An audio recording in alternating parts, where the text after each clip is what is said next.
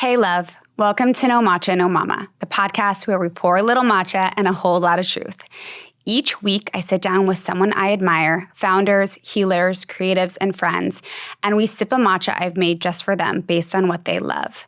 I like to do everything with intention, from the ingredients in your cup to the conversations that we have.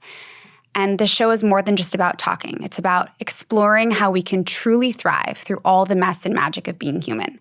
Here we start with matcha because how we start matters. Today, I have with me Alec Treffers. She's a health and fitness creator who's all about like balance, strength, and keeping it real, which I love. And after having 2 kids, she loves to talk about this postpartum glow up that she's been on, and she's lost 18 pounds in 4 months, right? Yeah. And so she wanted to feel strong, confident, and connected to herself again. And she's built a community of like amazing women around her who love her. And I just find you to be really inspiring. So thank you for being here. Thank you. And thank you for the matcha. Yeah.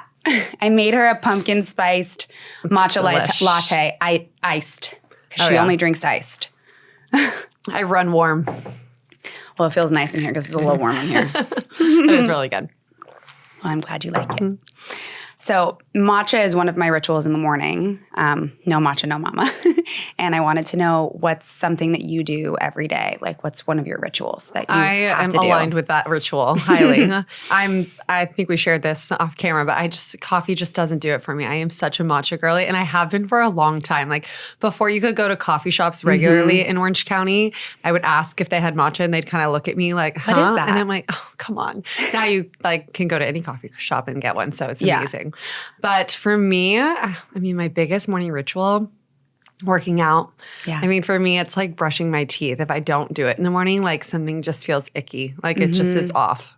I feel like I have to do it. And the physical output is obviously amazing. But now with 2 kids, I find that it's like the mental benefit of getting that morning workout. It just makes me a better, happier person and a better mom. Yeah, I'd have to agree with that. On the days that I work out, it's so much, like I feel so much better and more with it than on the days that I don't. So yeah, I hear you. And I feel like it's cliche. Like I feel like a lot of people say that, but like if you do it, you get it. If you don't, like you'll never know unless you do it. Yeah. It's totally. Truly game changing. I agree. I don't know how people wait to work out till like the afternoon or night because I just feel like I don't think I could get through the rest of my day to the most productivity like level if I didn't work out in the morning. I also find that I lose motivation throughout the day. Yeah. Like I don't want to do a workout at 2 p.m. No, well, that sounds awful. It also breaks up your day in a weird way. Yeah, and emails come in, excuses come in. Yeah. Kids' schedules come in. Uh-huh. I like doing it before my kids are awake. I'm grateful I have a very supportive husband that I can do that. But like I love waking up at like 5:30 and kind of like slowly getting into like, because I don't get to the gym till about 6 and it's close to my house. So like I do put the red light on for a second. I just kind of like walk through my day in my head as I'm sitting in front of the red light. Like I love waking up before the rest of my house is up. I feel like it is just so much better for my cortisol levels and like my anxiety if I can do that. If I woke up when everybody else in my house woke up, I feel like I would just be a cluster. That's how I feel a lot of the mornings because I don't work out until Justin like comes back basically. So like we kind of like swap. Yeah. We have a nanny come in the morning, but like I kind of also need to help them make breakfast and whatever. So I usually go later, which is totally fine because I can, but like I'm up in a flurry usually. I know. And you're like waking up and you're like, okay, there's 2 humans we got to take care of now. Yeah. So how long have you been using the red light for? I feel like on and off. I got really into it when I breastfed both the kids and I would pump. So I've been on like a morning routine of working out early for years. And so as soon as we got like a good schedule with both the kids, like from a breastfeeding perspective, like I got back into the gym at 6 a.m., but I would pump before I would leave. Yeah. And that's when I feel like I found like my love for sitting in front of the red light. When you were pumping. Yeah, you're just sitting there pumping. And I don't know, I'm like. You have nothing else to do. And also like, it's probably a problem because I can't just sit and chill, but I feel like I have to maximize like everything I do to like being just productive or like getting the most out of it. So I'm like, I can kill 2 birds with 1 stone. I can literally pump and sit here and do like red light for my face. So I got like really into it then. And now I just feel like I love waking up and like having the red light be the first thing my eyes see. That's something that I want to get this Black Friday sale is a red light. Yeah, they're great. Yeah. I just have like the small like little panel one. I mean, it'd be awesome to have like the full body one. But yeah. I want to get a bigger one. We'll see what happens. Do it. So I want to talk about how you got to where you are a little bit. So yeah, how did you get to where you are? What was the journey like? And what are some of the reasons you quit your job? Did anything from your D1 athlete days impact your habits now? And just kind of share a little bit of backstory. Yeah. So I've always grown up playing sports. So when I say that waking up and working out, it just feels like a natural, as much as brushing my teeth routine for me. It's because I've grown up just always being in sports and being an athlete. And so for me, that translates now just even into my mid-30s and finding ways to work out and move my body. It's just a priority. But volleyball was my sport. I played volleyball at Arizona State. But my freshman year, I blew my knee out. So it was probably one of the most transformative experiences in my life. I was 19 at the time. I was young going into college. And I was again at Arizona State, and I'm from Orange County. So all my family's back home in Orange County. I'm out there, just had blown my knee out. And when I say blow my knee out, everything, MCL, PCL, meniscus, ACL, all of it. And it was a very humbling recovery. And it was something that I did alone without family. Mm-hmm. And on top of that, my friends at the time, my closest friends were the ones on the volleyball team. I'm just sitting on the sidelines watching it all happen, them continue to excel and them play, and I'm just supporting on the sidelines. Mm-hmm. But mentally, it really took a toll on me. So I feel through all of my physical therapy, I ended up feeling the need to, when I look back and reflect on it now, feeling the need to just control my life in an element, because I felt I lost control of a big portion of my life, that being volleyball. So I ended up getting a very unhealthy relationship with food, because I felt the need to control something else in my life and be perfect in something else, since I could not perfect my sport anymore. So I became very orthorexic. I felt the need to control everything that I put into my body. And it's funny, we live in a world now where I feel a lot of orthorexic behaviors are a little bit more natural. Everyone's obsessed with, are there seed oils in my food? So some of the behavior is actually a little bit more natural now, but I feel I was way ahead of that in the beginning. But it wasn't healthy the way that I thought. I feel it consumed my thoughts. And fast forward to Instagram becoming a platform where you could share photos. At the time, it was just photos, no stories, no reels. I was I wonder if I could help heal myself if I posted photos every day of food that I'm eating, because it would get me out of this place where I'm literally eating half a balance bar before going to work out for 2 hours. And I'm actually making foods, because I really did love cooking, but I was kind of inhibiting myself from being that person who loved cooking, because I was just becoming so obsessed with everything that went in my mouth, in my body. And honestly, Instagram was something that helped me heal from that. That's great. Food behavior, because I just started posting all my food, and I found a new love for cooking again. I love that. Yeah. And then I think you had a job at Taco Bell. I did. Right? Yes. And what made you quit that job and start? Because then you started sharing even more and turned it into a full-fledged business. So what motivated that?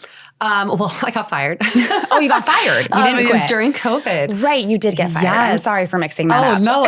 That's the part that's funny.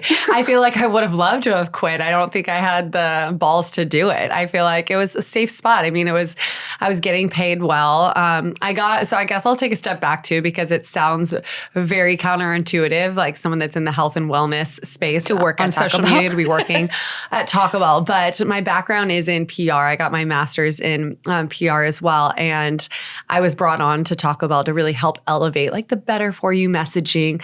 All the ad dollars that Taco Bell go towards promoting the more unhealthy shit. But there is, or was at least at the time, a team that was very dedicated to helping build up better for you options on the menu. I was part of a team that helped bring together a certified vegan and vegetarian menu. We removed artificial flavors and colors from the menu. So being on the PR side of it, I got to connect with media and bloggers and stuff like that to really just help elevate that message. But again, the money is where all the commercials are. And so, most people didn't really know what we were doing unless you're reading articles online. But right.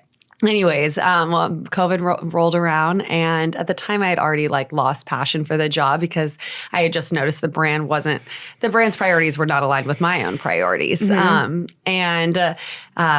That like half the marketing team lost their job in COVID because nobody's going into an office anymore, and the office was massive. They needed to cut back on things. So I was part of that.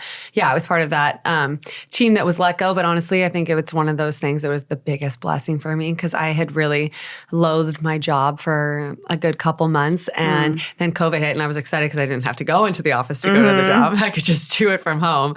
And then when we got this like company-wide announcement that like half the team was losing their job, I was like, I'm totally losing my job. I know I am. And then when it happened, I was like, I don't know if I hate it. I don't know if I like this. And at the time I was like kind of making some money on Instagram, working with brands. But I was like, I got a good severance package from Taco Bell. They took care of me. And so I gave myself like 6 months to be like, let's see if I can make this like a full-fledged job. And I did well enough that I was like, let's turn it into a year. And I was like, okay, and if we can match my salary by the end of the year to what I was doing at Taco Bell, then like, I'm not going back to a corporate job. And I did it. That's great. Yeah. I'm sure that was like a big relief. Yeah. And well, it's just, and I love my job now. I love waking up. Like I put more hours into my job now than I ever did working a 9 to 5. Because you that's like it. The irony, because everyone thinks, you know, from a perspective, like on looking at social media, that it's fun and you get invited to events and you get to like post cool things. I spend more time working on that, probably because it's my own business too. I mean, I think any entrepreneur puts more like effort into their own business than they would being an employee for somebody else. But yeah, my hours are nuts. Like when the kids go to sleep, my husband falls asleep on the couch next to me. I'm literally editing my content, and it's like 9:30 at night.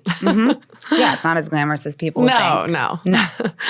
So, yeah, you talked about your healthy relationship with food. How did that, after you started to heal yourself, because obviously, can you just talk a little bit more about like your healing journey with food, and not just about what Instagram did, but like how did you heal from that? Yeah, I mean, I think that, again, when I got caught up in just what I'm labeling as just very orthorexic behavior, like this idea of needing to be perfect with food, it was also like just chasing this goal of being skinny. And it's so against everything that I believed and loved anyways, in being athletic and being strong. And so I feel like I had two very like strong juxtapositions, like in what my body and brain wanted to be, because I loved working out, I loved being strong, but I wasn't fueling my body. And when I finally like relearned my love for cooking and food and stuff, I was really starting to see how like actually fueling my body and adding more proteins to my food. And this is just the beginning. Like now where I'm at now, I'm so much more tuned into like protein and like macros, which we can get into. We're gonna but get into that. In the beginning, like even just realizing like, wow, I'm so much more satiated from like eating a meal versus a bar, or like at the time that like I had very orthorexic behavior. It was like when Special K red berries were around. Oh my goodness. And I would literally make a bowl of that and like expect it like to keep me full until like 1 or 2 p.m. And I'd be like dragging, and I'm like looking back, I'm like, well, no shit. Like, I mean, you're literally eating like 200 calories, and most of it is like refined carbohydrates. Not even good for you, I was starting to just really learn that if I was eating things like chicken and salmon and adding veggies and fiber and some healthy fats to place, I was like, I just feel better. I'm happier. I feel better. I have more energy. So it actually inspired me to end up wanting to go and become a certified nutritionist. So I got my nutritionist like degree online from the IIN. Yeah.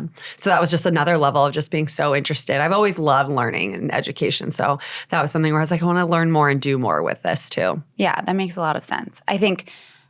I mean, I had an eating disorder too when I was younger. I think that like so many girls get caught up in like needing to be skinny without learning like proper nutrition and like working out and like what it means to like live this healthy lifestyle. Like we weren't taught that when we were younger, and it's such a shame. And so I hope that like this next generation can be a little bit more, you know, well, I think aware. they can when they have moms like you and I. I mean, I don't blame my mom at all, but my mom was literally like doing South Beach diet. She was doing Atkins, all the things. So it's when you watch that behavior, you can't help but want to emulate that, or you don't know any different. I mean, everything that I feel like she was eating to like lose weight and be skinny was like in a box or a can or a bar. My mom was like scraping off like flour from chicken, like no joke. Like you put a little like flour on chicken and like kind of like pan fry it. She was doing that. So like, it's so messed up. I know. Something my mom used to do too. Like looking back on it now, I'm like, that's so not like normal behavior. Like she loved Del Taco, but like she would go and get like the tacos, but like take them out of the tortillas and put them on like some shredded cabbage, but like still have her Diet Coke with it. I'm like, I don't know if that's great, but I'd be like, oh, cool. Like I got to do that. Yeah. Well, because we want to be like our mom. Yeah. And you don't know any different unless you start, learning at a young age. Yeah, for sure. All right. So I want to talk about your postpartum glow up. What was the moment that you decided that you wanted more for yourself? And can you talk about all the things that you did to make this like the best and like hottest version of yourself? I feel like after so I have a daughter, Cooper. She is 3.5, and my son Bodhi is a little older than a year and a half. Both their birthdays are in the spring. I feel like the second pregnancy was just harder to bounce back. And there was something about the second pregnancy too that like I just felt a need for bigger changes. Like even like I think he was only a month or two old. I had been blonde for like 10 years. If you're watching this, I'm clearly very brunette, and this is my more natural hair color. I don't even think I told my husband. I had like a hair appointment, and I walked in, and my hairstylist and I are good friends. And I was like, we're going back brunette. And she's like, well, you think you're going back brunette. There's going to be like a little red in there for a while. Like it's a change. You're not just going. You gotta go back slowly. We're not going like it's not happening in one day, sis. And I was like, okay, but like I don't want to be blonde anymore. So I think, I don't know, maybe call it like a postpartum like life crisis type thing, but I wanted to see a change there. And then visually, I remember going to Cabo for my son's first birthday. Like we don't do like first birthday parties in our family. I feel like we Cabo? Well, yeah, it has been Cabo for both. I hope we can do it like for my brother and sister-in-law starting to try and have kids, and like I hope they want to do it too because I feel like it's a fun tradition. And throwing a first birthday party, like it's for the parents. Like, I know. I have one coming up for my daughter, and I'm like, what am I even going to do? The amount of money, and I'm sorry if this is you and you feel like I'm talking shit, but like the amount of money that people put into like first birthday parties when the kid is like preferring to nap or like not even be at the party always cracks me up. So Cabo was like the way we went. Would rather spend that money on a trip than like a party. But anyways, we're in Cabo. And my husband got this, like, I look super happy in the video. I mean, like, I was happy. I still think, like, I looked very strong. Like, you would look at the video and some people would be like, you looked great. I knew I could do better. I saw this video of me in Cabo, and I just remember seeing it after my husband took it. And he took it, again, thinking, like, you look so happy with our babies at the beach. And I saw it, and I was like, no way that's my best. No way that's my best. I feel like I can do so much better.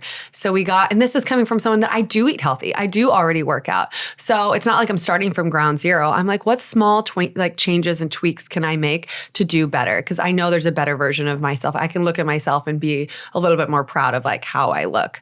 So yeah, I literally got back from that trip, and I was like, I started working with a new trainer too. That helps. Obviously, like there is the financial piece of being able to work out with a trainer. I will always spend my money on wellness things for myself. I get it. I'm that girl. I would much rather spend my money on a facial and a trainer than a designer bag. But I was like, I'm going to spend the money on a personal trainer to focus like on like glutes specifically, because I saw that video and was like, I want more of a butt.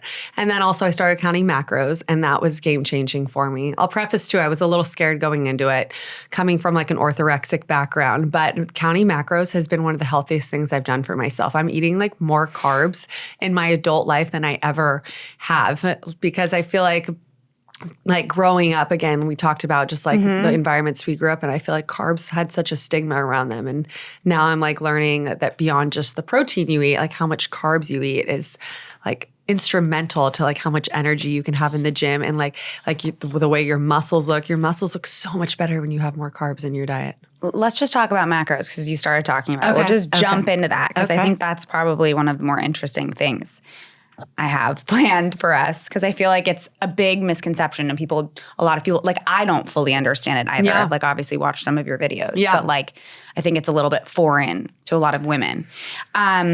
So I know it inspired you to start, that moment that inspired you to start, but what For someone who's never tracked before, can you explain what counting macros actually means and why it can be such a game changer for understanding how to fuel your body? Totally.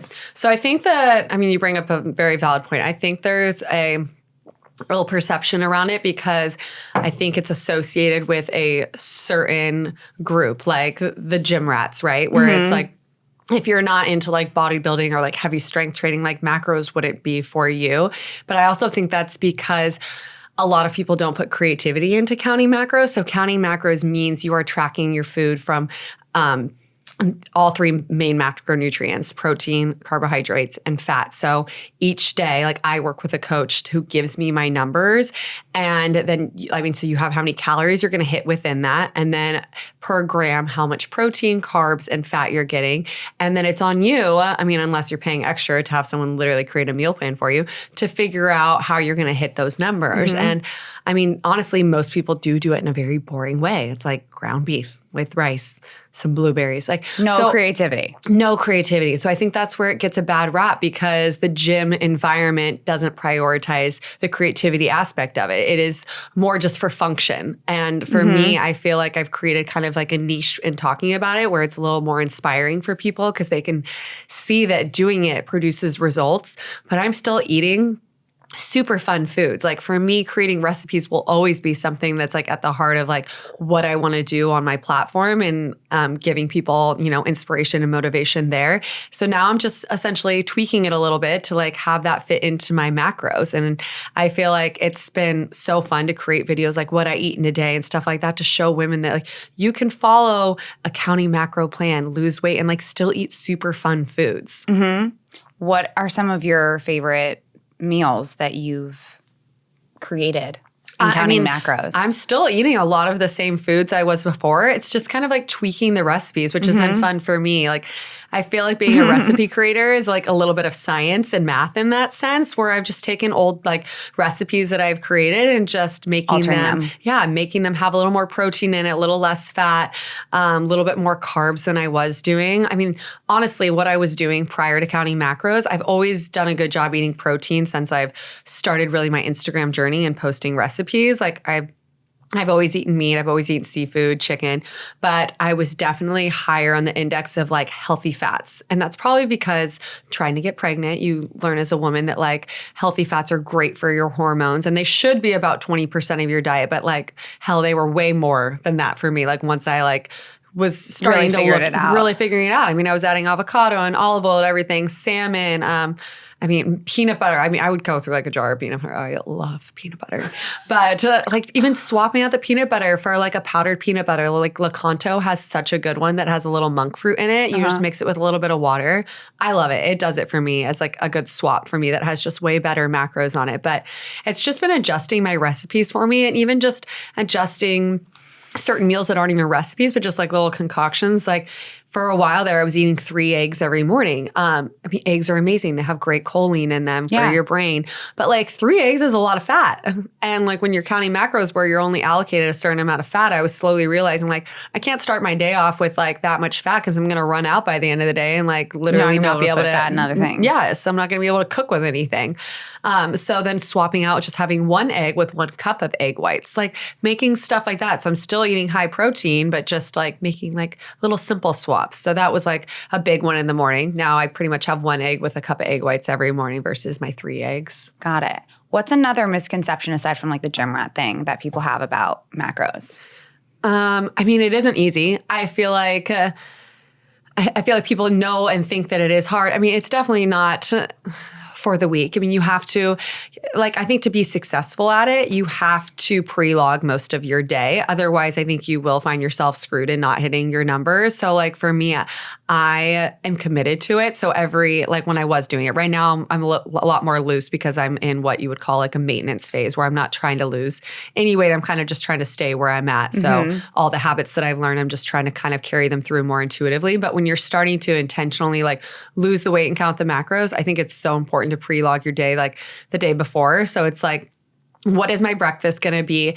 What's a non-negotiable I want in my day? Going back to like, it shouldn't feel like you're losing everything you love in your day, because if that's the case too, like this isn't going to be sustainable. Like for me, a matcha is always included in was always included in my macros, and it was with coconut milk that was a more full fat one because I wanted that. And it would be like a dessert thing that I like always, like if there's a sweet treat that I was looking forward to, like that would be pre-logged. And then I would work the rest of my day around that. But I think maybe the misconception answer to that within it is that you don't have to like lose everything you love in counting macros. Again, it doesn't have to be boring. I would plug in my non-negotiables for my day, and I would still really look forward to those things and then just work around those. So there was some compromise. So yeah, I'm not going to sit here and say you can eat whatever you want on macros. It's just more about a little compromise, but not full discipline. I feel like you don't have to be like, you know, like not enjoying anything about food, because again, that won't last. That won't be a sustainable thing. We'll stop. The second you're done counting macros and the second you get to your goal weight and then you go off it, you're going to gain it back. You're going to reverse, just like any diet. Exactly.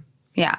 Where I feel like also I think there's a lot of misconception about dieting in general, and there has been like this stigma around the word like diet. Like diet is like what we eat, and dieting became like a verb. Like I was talking to Justin about this the other day, and it's like, when did dieting become a verb? And like a bad one. Yeah, and there's so much like there. And when someone says they're like dieting, there's like this immediate like negative connotation with it being like, oh, you're trying to lose weight type thing. Which, why is that a bad thing either? Right, but like I agree with you, but like there is this weird, don't you like agree? Like the content, I am like, I cannot, I think like, I'm again, just throwing it out there. This is how I feel. I do not like the content that basically puts out there, like, just be okay with your body. Like all bodies, like, look like this. If like you have like, you know, if you're not happy with the way you look, like this is just your body, like be happy with it. Accept it. You can, what is wrong with striving to want to be better? I think there is nothing wrong with that. I feel like, I mean, that translates to all things in life. If you want to, you know, have a better job, if you want to grow in the corporate ladder, if you want to move on and do something bigger and better with your life, it's the same mindset. I feel like just because it like, I don't know. Yeah, I agree with you. We're in this weird stigma right now in culture, especially like women's health culture, where I feel like it's like very taboo to say that you want to lose weight and that like you're not just happy with like the way that you look and like you just haven't accepted that, especially postpartum. Yeah. I feel like everyone postpartum is like, you know, you had these babies, just love the way your body works. I do love that my body created 2 humans, but you know what else I love? That I can literally look leaner and better than I ever did. And like the fact that like I can like show my kids like you can strive for better. This is what I look like with you in my belly, and this is what I look like now. Like, isn't that badass? Yeah. Like I don't know why there's such a stigma around like not wanting to like look your best. Well, there's also like a weird stigma around like the types of foods, because there used to be all of these like dieting courses that like aren't good for you. So like it's all kind of like meshed up together. Yeah. Into this weird. Yeah. Yeah. I also, you know what, another thing too, and maybe it's just a lack of education or like, again, like counting macros for me was game changing. And this is coming from someone who was eating really healthy and working out 5 days a week. Like when I had a body that I didn't love seeing in certain videos and photos, that body was still a body that was eating very healthy, was working out 5 times a week. And like, I just made smarter changes. Like, and so I feel like, I get it, how like it can be easy to get in the mindset maybe of being like, well, I'm just going to accept that this is my body because I'm already eating healthy and I'm eating a balanced diet in quotation marks. But like maybe that balanced diet actually isn't as balanced as you think. Like maybe your body could thrive off of something else and you just don't know because you haven't tried it. And like someone hasn't shown you the path on how to like get there. Yeah, for sure. Should we talk about like some hacks too? Sure. I feel like that would be good. I feel like people love like little like tidbits that like you can walk away with. Yeah, go for it. I mean, because obviously, it comes down to like a mindset of wanting to change, right? Yeah. I mean, that's the first thing. But I mean, once you like decide like, yes, like I'm in, like I want to change, like I want this to be something like sustainable and like I want this to be, something I can carry through for months and years as like a new version of how I approach my day. But like little things you can do throughout the day that I feel like I have changed that I feel like have been big for me. So every morning I used to just start drinking water with lemon. I mean, that's still a very healthy habit, but like now something that I do that I feel like has just been one of those smarter changes. I wake up and I drink a little bit of just plain water to start. Cause if I went into this concoction I'm about to explain, like first thing, I feel like it'd be a little aggressive. So I have like some plain, just like room temp water, like a couple sips. And then I start making my drink that I take to the gym with me, which I'm obsessed with. I end up drinking like half of it before I even get to the gym. So I do creatine, which I think every woman should be taking creatine.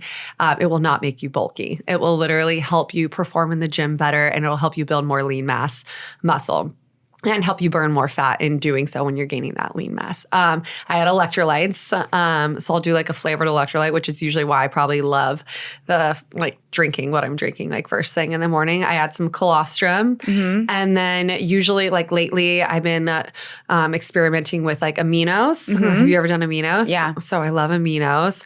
And then sometimes like I'll even add in like some like prebiotic, postbiotic, like powder into my drink. So it's like just like this healthy concoction that I do first thing in the morning. I think mostly like the two things, I would say if you're going to invest in two things within that, the creatine and then the electrolytes. Like I honestly could not, now that I do that, I could not start my day without electrolytes now. I do it in every morning. Yeah. Like, I mean, we're sleeping for, I'm hoping everyone's sleeping at least like 7 hours a night and you're not literally drinking anything. You're waking up dehydrated. Like you have to start your day with some electrolytes.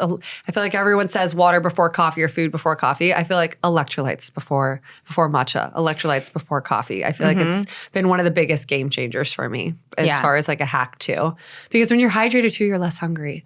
I feel like that's another thing. I think something I've learned in being way more adamant about my water intake and like adding more electrolytes in and actually being like liking and enjoying my water because the electrolytes in it, I'm so much more hydrated and my brain is essentially telling my body it's like you weren't hungry before, you were thirsty but you didn't know that you were hungry, you were like, and it was that you were thirsty. And a lot of the hungry cues are actually thirst cues. Yeah, your brain can confuse them. And I feel like when you're hydrated, you honestly don't have as many hunger like pangs that come through in the day. Yeah, because you're not asking for water. Yeah.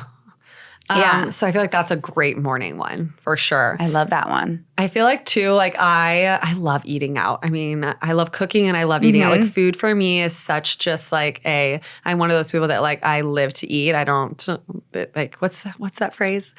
I live to eat. I don't eat to live. I don't eat to live. Yeah. Like my husband, he eats to live. And I'm like, no, like food is like, it's like sex. It's like enjoyable. Like I love food. And I agree with you there. But like going out, like something that I feel like I set myself up for success is like I always kind of like pregame with protein.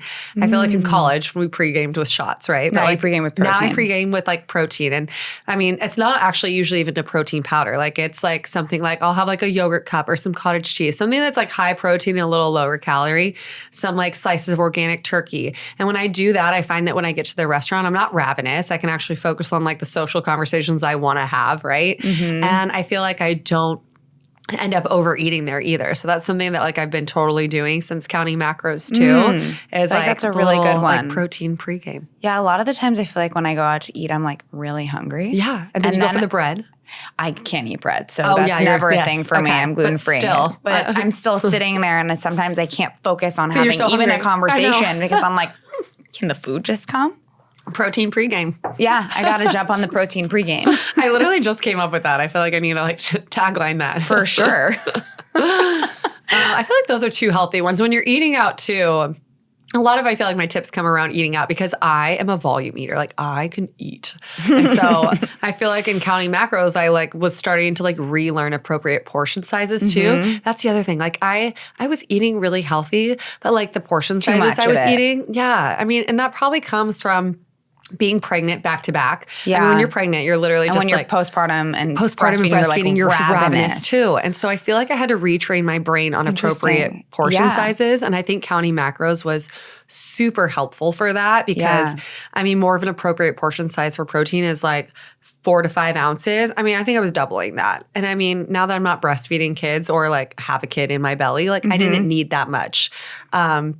And so anyways, I feel like going out to a restaurant now, I'm able to like just ballpark in my head now that I can look at a plate now and generally know like how much I should probably eat based off of like tracking and counting at home for so long. You've already done it. Yeah. Yeah. So visually I can kind of see what it looks like, but I feel like something that helps me when I'm out that sends my body cues to be full faster too is eating something bitter before I like dive into my meal. So like if they have arugula, I love to have like some arugula with like some like squeezed lemon on there. Lemon is also bitter. So I mean, if you want to just suck on like a raw lemon, like that'd be great too. But I feel like some like a squeeze your of appetite. yeah, squeeze of some lemon on some arugula to start before your meal. I wouldn't even say it like curbs your appetite. It just helps your body like give a like cue of being satiated like faster.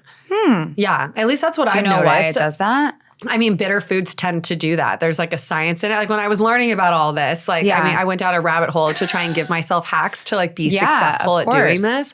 I noticed it really does help. I feel like when you have something bitter, I feel like I just get a cue faster in my brain. Also eating slower helps, but that I don't need to like continue to keep going. No, I've tried to eat a lot slower and like chew my food more. Which that's hard to do at home when you have a toddler. I mean, my son won't sit in a you're high in chair that anymore. phase. Oh yeah, it's like up.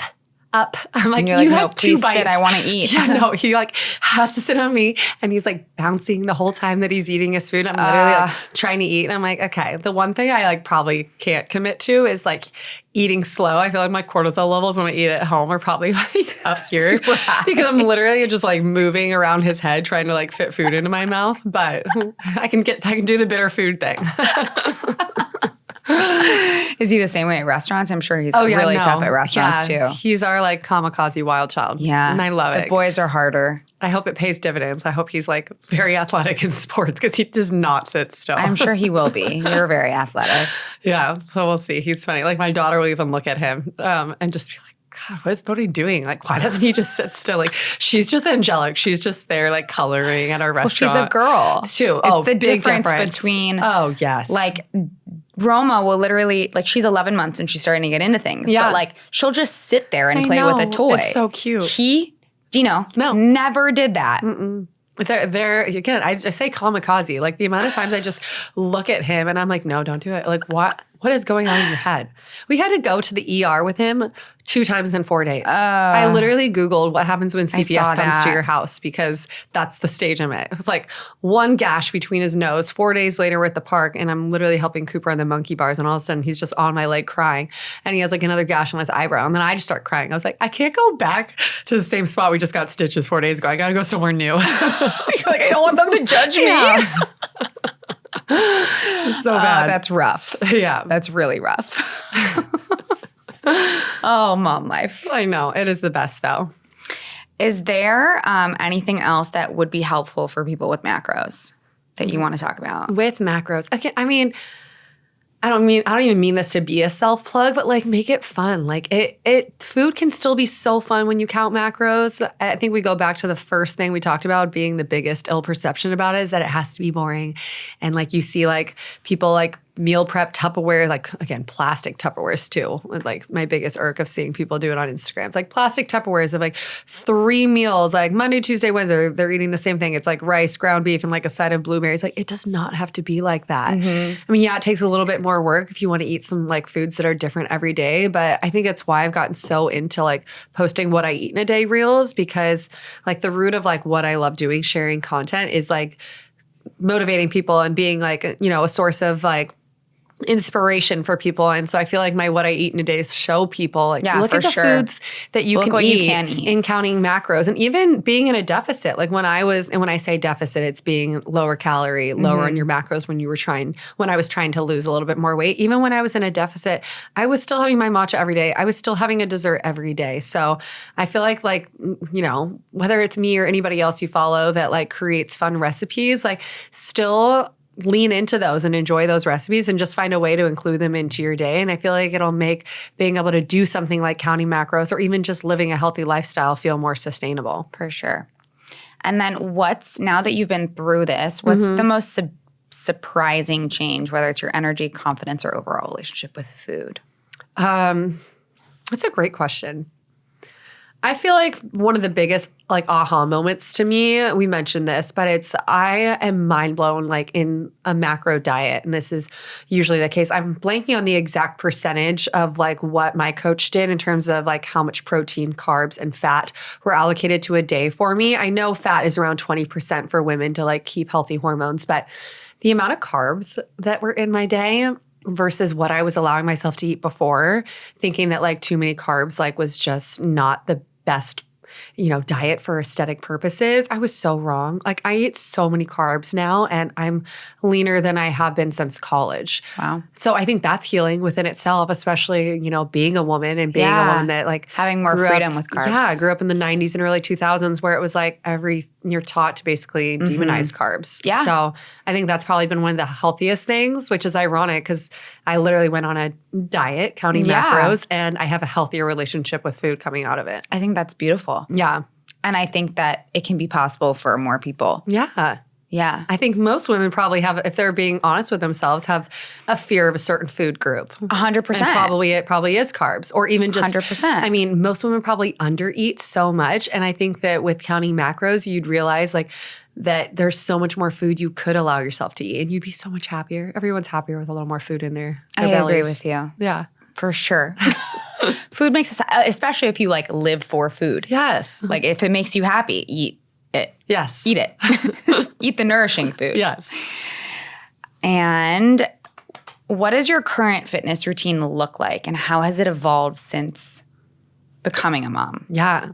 That's a good one because it's kind of recently changed. So I've always been into strength training. I played volleyball, at a collegiate level, D1 athlete. So, I mean, I've always lifted, but I think what I've learned now, I'm 35, what I've learned to pair with that, I think is super strong to just create like more of a body that's for longevity, because I feel like strength training, I mean, it's great, especially for, building muscle. But if you're only doing strength training, I feel like there's a lot of like imbalances in your body. And I feel like adding in like a day of Pilates has been amazing for me, like especially postpartum, like with that core work, it's been great. But the one that I feel like is a little bit of like a left fielder is I've been doing a whole day of just mobility work. This sounds like grandma like level stuff, and it kind of is. It's like, I mean, back to the basic like hip mobility stuff, stretching, shoulder. Yeah, but it's like it's hard. It's mentally exhausting too. I walk away from it after an hour just being like, wow, my brain worked really hard. The muscle-mind connection there is like hard. But I mean, you don't realize like how tight things are. Like my hips, oh my gosh, I feel I have new hips now. I've been doing this consistently like in the gym where I do one dedicated day of mobility work for probably like 2 to 3 months now. I feel like my hips actually like work again. I was like, I didn't realize like how tight they were. And I think that if more people early on, whether that be in like their 20s or their 30s even, like can still make the dedication to doing like a day of like mobility work or even every night do like 5 to 10 minutes of it. There's so many people online that post like little mobility stretches you could literally do in front of the television. Yeah. I think that like you'd be so surprised how much better you could feel because like saying that like your lower back hurts or like that your knee hurts, like that you don't have to feel like that the rest of your life. Like, and I hate when people are like, well, I can't do that because like this hurts. It's like, well, to do something about it. Fix it. Yeah. And mobility work like is amazing for that. It's not just meant for like our grandmas and grandpas. Like start doing it now from a proactive perspective and like you will feel so much better. Like I will continue doing a day of mobility work, maybe even 2 days, like as I get older, like every day for the rest of my life for sure. I love that. Yeah. So that's a great change that more people need to implement. I think it's stretching, boring, but you should do it. Well, yeah. I mean, I don't even always, I stretch before a workout, but like I need to stretch more often. I actually went to the gym and did some cardio. I did Stairmaster and then I stretched for like 20 minutes after. This is like very active stretching though. Yeah. Like you're not just like sitting in a static position. I was like doing movement. Okay, yeah. I mean, then that's great. Yeah.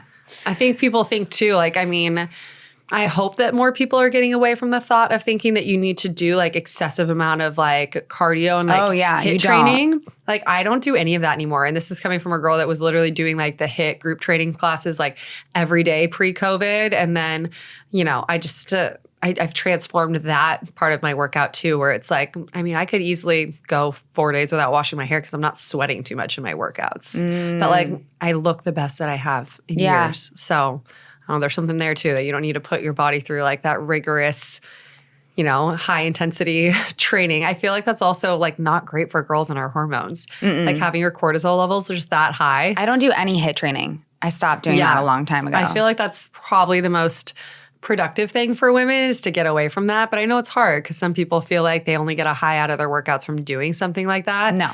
But if you could make the transition, I feel like that would be one of the best things that you could do for yourself. Yeah, for sure. Yeah. These are really good, by the way. Oh, thanks. I'm glad you like it. What's one mistake you see women making when they're trying to like get their body back postpartum? Trying to do it fast. I feel like give yourself grace. Like your body, you literally carried a baby. And I hate 9 months. Like you're pregnant for closer to 10 months. So you carried a baby and your whole body had to change for 10 months. Organs moved around. You literally had what's the thing that you birth out as well? Obviously this Placenta. Yes. It's like the size of a football, right? It's pretty big. It's Yeah. a bit bigger. That's inside your body. It's an organ that your body produces for pregnancy. Yes. So yes, you've produced a child and another organ. Like there's so many things your body has done. And this expectation that like you put on yourself to like bounce back. Like I say like when I talk about it, and I love that you use the word glow up because it's like, I do feel like it's a glow up. I don't feel like I bounced back because it took time and I eased into it. I didn't like rush the process. It's a year and a half after your second kid. Yes. And I feel like this notion of feeling like you need to bounce back fast, also that's not going to create sustainable habits. When you ease into things and like create more of like healthy habits around it and not like put so much pressure on yourself to like make these transformative like changes like all in one day or all in 1 week. Like, I don't know, do one thing, like everything that we've talked about. Pick one thing you want to do for a week and then domino effect it the next week with something else. Or I don't know. I think that it's the process of going slow into it. I love that. For sure. I don't think that you need to like speed the process at all. And you mentioned it, and I've shared this on social, losing 18 pounds in 4 months. Those first like 2 months, I didn't lose that much. Like it was pretty much the last 2 months where a lot of it just started like coming off. But it's like my level of effort was the same all 4 months. So like don't get discouraged when you're putting in a lot of effort in the beginning and not feeling like you're going to see results. It'll be one of those things where you're going to wake up and be like, oh, wow. Within like the last 5 days, like there's been a big change, but it's because I've been putting in the work for 3 months. Yeah. Yeah. I feel like things don't always come easy either. Like it can be challenging to do it and you just kind of have to like get through it. Yeah. Like people will give up because they're not seeing the results or like figure out like switch to something else without sticking something through that. Yeah. And I mean, why would you want it to be easy? Like I feel like it's so much more rewarding. Instant gratification. Everyone wants instant gratification. Maybe that's like the athlete mindset in me. But like, I don't want it to be easy. I want to do something that I can literally tell people, and I'm not offended. Like there's been people who have messaged me being like, we were also on peptides. Was Ozempic part of it? And I'm like, look, I'm flattered that like you think that what I've done, it like has also had ulterior things like as part of it. But like, no, I literally worked my ass off to like get here. And I feel like that's so rewarding in and of itself, like for you to like know that it was hard and not everybody can do it. Not everybody will do it. And like that I feel like is so rewarding. I don't think that gets talked about enough that it's like, yeah, it's hard, but like, why is that a bad thing either? It's not. Yeah, I feel like it makes it so unique because not everyone is going to do it and see the results because not everyone is going to commit to it. Things that are worth having are generally hard or challenging. And I think there's also like a domino effect. Like I've noticed since putting more effort into my goals aesthetically and like my health, I have become more successful in my business. So I think when you start like working harder and trying harder at one thing in your life, it's nearly impossible that you're not going to have that translate to all aspects of your life. I feel like I'm a better mom now. I feel like I'm thriving more in my business, but it's because I just feel feel good. This mindset of like, okay, I'm working hard. I want to work hard in everything now. And then you feel really good. You feel good. You look at yourself and you're more confident in yourself. And I feel like that just produces a happier person for everybody around you. 100%. And because you feel good, you're radiating a positive energy and you're attracting more of what you want. So that's also a part of it too, right? Yes. If you could go back, what's one thing that you would tell your younger self?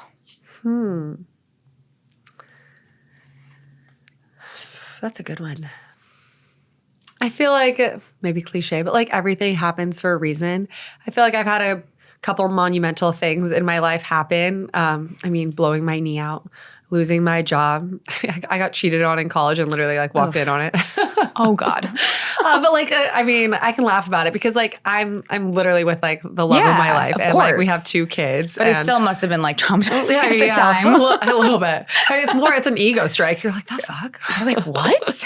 You just did this to me? I know. But I feel like stuff like that, like in the moment, like again, I think the knee thing being one of the biggest ones is like, it all happens for a reason. I have a good relationship with God, and I feel like when I can like just be like, okay, I understand he's doing this for me, not to me. And I try and tell myself all the time, like he only puts hard shit on the plate of people who can actually handle it. So I try and remind myself, like when the hard things happen, like I should take it as a compliment that like he thinks that I can actually handle it. And so I don't know. I think that it's cliche, but everything happens for a reason. And I feel like when it's something that you need to work through and a challenge you need to work through, it makes you such a better person. Like everything that you have to work through that's hard and is an obstacle makes you such a better and more valuable person. Yeah, it makes you grow. Yes. I feel like if you didn't deal with anything hard in life, I feel like you would just be this stagnant person. Mm-hmm. And I feel like if I didn't gain weight from my pregnancies or just didn't have kids at all and just maintained like being what I was, like you wouldn't be where you are now. No, I wouldn't be the same person. And I love the person that I'm at now. So I feel like all the hardships that I've had, or even just challenges I've had to like work through, I feel like I'm grateful I've had them. Yeah. Yeah. I would agree with mine. Yeah. Yeah. Yeah. Well, yeah. What's yours? Well, no, just like everything that like all of the different hardships that I've gone through, like health issues and just like everything, like dealing with the death of my mom and both my parents and like dealing with, complications with relationships and all of those things, like that humbles you. Totally. And I wouldn't be the same person. I mean, I wouldn't be the same person if I didn't have my 2 kids. Like I was different after Dino, and then I had a huge shift after my second baby. Like you said, you had more of an epiphany after Bodhi. Like that's what inspired me to start doing this is after I had Roma. Yeah. I love that. No, I just think that being the person I am now, you said it, the person I am now versus when before I had kids, it's not even the same person. No. And I love it. And I think like that's such a strong message to someone that's like kind of scared to get pregnant and see like your life change.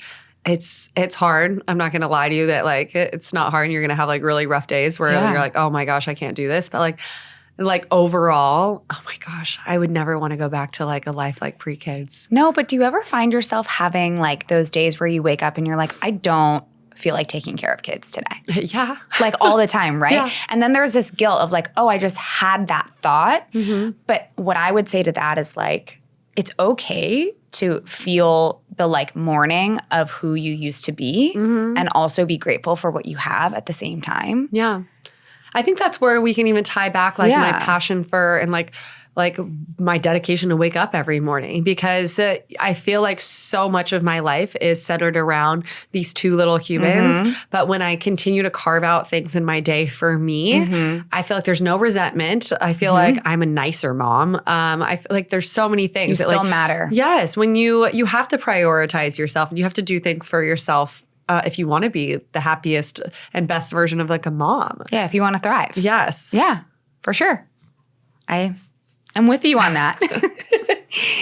And then if you, looking ahead, is there something that you are doing now that you hope that your future self thanks you for? I think continuing to show up every day as a working mom is something I'm really proud of. It's, an off-label working mom. I work from home. My job is social media. But I like my daughter, she's 3.5 again. She is already very aware that like mom cooks recipes and like she thinks my job is like cooking and talking to my friends, like my friends being like on Instagram, on my phone. Yeah. But like she knows that like I work and she knows that there's things I do for work. Like I explained to her today, I took her to school this morning and then I hopped on the freeway to head here, and like she knew I was coming here for work. And I think that's something I'm really proud of, because my kids know that like they're my priority, but that I also have this other life where like I work and I do things for me. And I think that's something that I'm really proud that I've carved out for myself, and that was something that I was able to do after, again, losing my job and then deciding to go full-fledged with being a content creator. I'm proud of myself that I've built a business for myself while still being able to be a stay-at-home mom on top of that. Yeah. I think it's beautiful what you built. So Thank you. You're welcome. Well, I'm going to end with a little prayer. May we carry what we need, release what we don't, and be open to the magic that is unfolding. Thank you for sipping your matcha and sharing your heart with me. Well, thank you for chugging it and sharing your heart with me today. Of course. Thank you for having me. Of course. Thanks for listening to No Matcha, No Mama. If you loved the episode, share with a friend, leave a review, or come say hi on Instagram. My handle is @DinaDL Laurentiis. If you want to connect with my lovely guest, Alec Treffers, and get some great recipe inspo, her handle on Instagram is @Alec Treffs. And remember, thriving takes intention. See you next time.